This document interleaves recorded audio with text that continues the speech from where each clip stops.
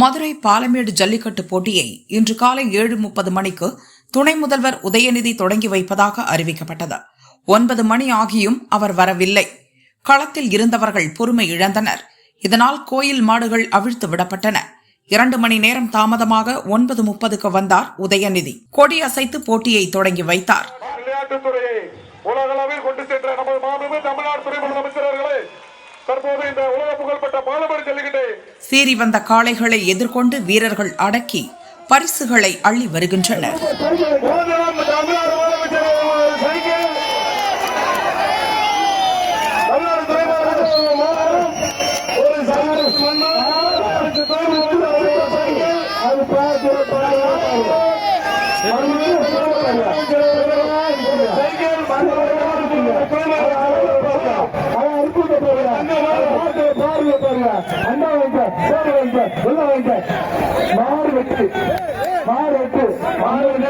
காலை உரிமையாளர் நிறைய பிடிச்சாங்க.